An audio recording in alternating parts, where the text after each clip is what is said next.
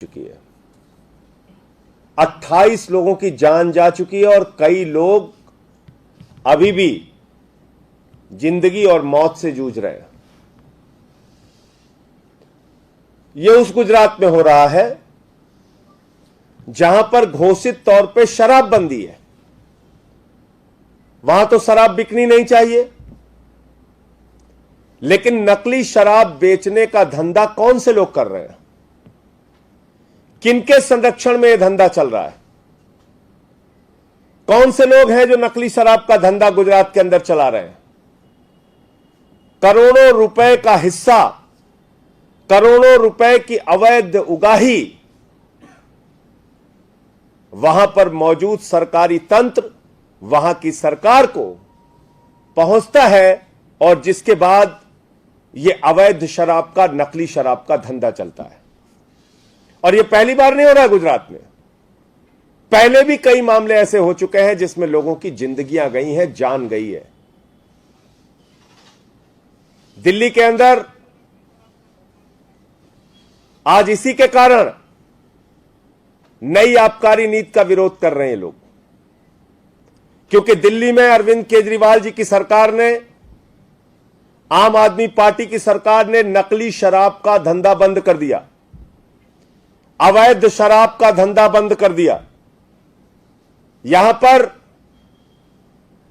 जो नकली शराब बेच के लोगों की जिंदगी के साथ खिलवाड़ किया जाता था या करोड़ों की उगाही जो की जाती थी, उस पर प्रतिबंध लगा दिया।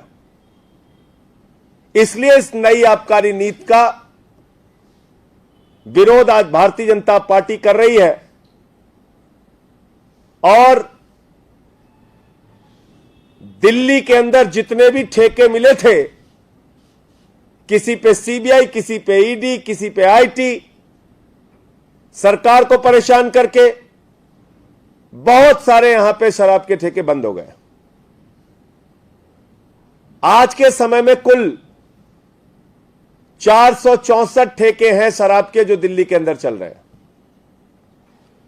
और मैं आंकड़े आपके सामने जरूर बताना चाहूंगा कि दूसरे शहरों और राज्यों में क्या स्थिति है और दिल्ली में क्या स्थिति है।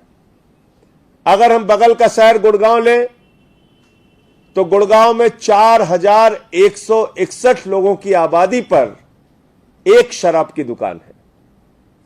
अगर हम नोएडा की बात करें, गौतम बुद्ध नगर के, जहां पे भारतीय जनता पार्टी की सरकार है, आदित्यनाथ जी की, वहां पर 1390 लोगों की पॉपुलेशन पर, जनसंख्या पर एक शराब की दुकान है। अगर हम बेंगलोर की बात करें, जहां खुद बीजेपी की सरकार है, वहां पर 12,179 लोगों पर एक शराब का ठेका है। अगर हम हैदराबाद की बात करें, वहां 15,867 लोगों पर एक शराब की दुकान है। अगर हम गोवा की बात करें, जहां फिर भारतीय जनता पार्टी की सरकार है, तो गोवा में 761 लोगों के ऊपर एक शराब की दुकान है। अगर हम मुंबई की बात करें, जहां फिर से बीजेपी आ गई है, वहां भी 11,622 लोगों पर एक शराब की दुकान है। और अगर हम दिल्ली की बात करें, जहां की आबकारी नीति का, जहां की शराब नीति का विरोध हर स्तर पे जाके भारतीय जनता पार्टी कर रही है, इस दिल्ली में 22,707 लोगों की जनसंख्या पर एक शराब की दुकान है। और अभी मौजूदा समय को अगर आप देखेंगे, जहां पे बहुत सारे शराब के ठेके बंद हो गए, इसके हिसाब से यहां 42,000 की पॉपुलेशन पे 42,000 लोगों पर एक शराब की दुकान है। तो इस आबकारी नीति का विरोध क्यों कर रहे हैं लोग, जब यहां पर शराब के ठेकों की संख्या कम है? बावजूद इसके क्यों कर रहे हैं? क्योंकि यह गुजरात में नकली शराब बेच के लोगों की जान लेने का जो मॉडल है, वो मॉडल ये दिल्ली में लाना चाहते हैं। यह बात दिल्ली की जनता को समझना होगा, यह बात दिल्ली के लोगों को समझना होगा और हम सबको मिलकर भारतीय जनता पार्टी के नापाक इरादों को नाकाम करना पड़ेगा, इनके नापाक मंसूबों पर पानी फेरना पड़ेगा, और जो ये करना चाहते हैं कि एक सरकार को बदनाम करो, इससे हमें सचेत रहना पड़ेगा और सावधान रहना पड़ेगा। आज देश की संसद में मैंने नकली शराब के कारण गुजरात में जो 28 लोगों की मौत हुई थी, अपने साथी सांसदों के साथ और कुछ दल के और हमारे सांसद टीआरएस के और बाकी टीएमसी, सीपीआई, सीपीएम, डीएमके, इन तमाम पार्टियों के सांसदों ने हमारे साथ मिलकर देश की संसद में गुजरात के अंदर नकली शराब पीने से जो 28 लोगों की मौत हुई थी, यह मामला उठाया और हमने कहा कि सरकार आके जवाब दे। गुजरात के मुख्यमंत्री को तत्काल इस्तीफा देना चाहिए अपने पद से। उनको 1 मिनट भी सत्ता में रहने का अधिकार नहीं है। 28 जिंदगियां चली गई और ऐसी स्थिति में मैं एक पत्र दिखाऊंगा जो कि आप देखेंगे तो हैरान हो जाएंगे। ये जहां पे घटना हुई है उसकी बाकायदा लिखित में सूचना दी गई थी।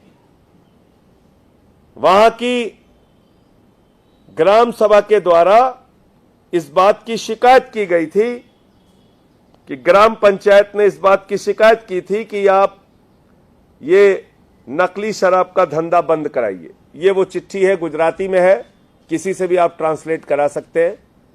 बावजूद इसके ये नकली शराब बिक रही थी उस राज्य में जहां पर घोषित तौर पे शराबबंदी है।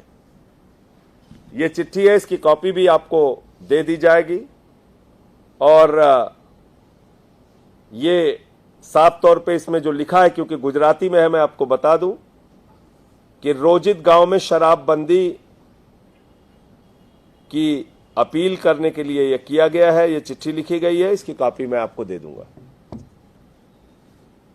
तो आज मैं समझता हूं कि भारतीय जनता पार्टी की गुजरात की सरकार, वहां का प्रशासन पूरे देश के सामने बेनकाब हुआ है कि किस तरीके से करोड़ों की उगाही करके, धन उगाही करके ये लोग नकली शराब, अवैध शराब का धंधा चला रहे हैं।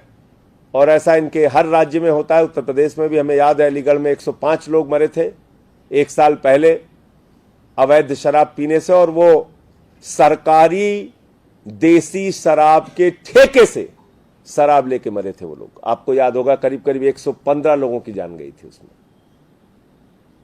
तो इसलिए